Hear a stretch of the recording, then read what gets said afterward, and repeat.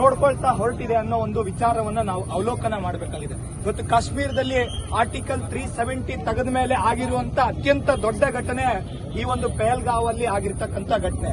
ಈ ಘಟನೆಯನ್ನ ನಾವು ವಿರೋಧ ಮಾಡೋದು ಎಷ್ಟು ಮಾಡ್ತೀವೋ ಅಷ್ಟು ಜೊತೆಗೆ ನಮ್ಮ ಮನೆಗಳಲ್ಲಿ ನಾವೆಲ್ಲರೂ ಕೂಡ ಸಂಸ್ಕಾರವಂತರಾಗಬೇಕಾಗಿದೆ.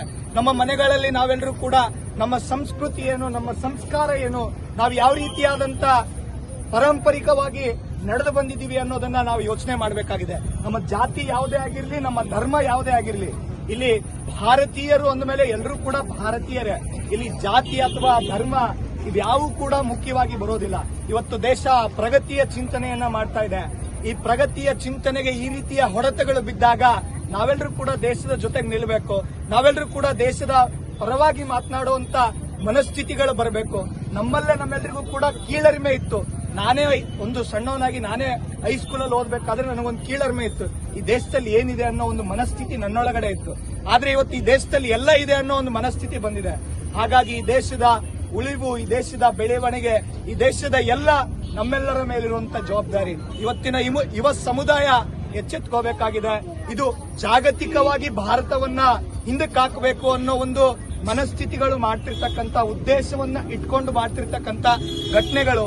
ಯಾವುದೋ ಒಂದು ಭಯೋತ್ಪಾದಕ ಸಂಘಟನೆಗಳು ಇವತ್ತು ಬೇರೆ ಒಂದು ಸಂಘಟನೆಯ ಹೆಸರುಗಳಲ್ಲಿ ಒಳನುಸುಳಿ ಈ ದೇಶದ ಬಾರ್ಡರ್ ಅನ್ನ ದಾಟಿ ಬಂದು ಭಯೋತ್ಪಾದನಾ ಚಟುವಟಿಕೆಗಳನ್ನ, ಅಲ್ಲಿ ಹೋಗಿರ್ತಕ್ಕಂಥ ಪ್ರವಾಸಿಗರನ್ನ ಹೊಡೆದಾಕುತ್ತೆ ಅಂದ್ರೆ ನಾವು ಯೋಚನೆ ಮಾಡಬೇಕು.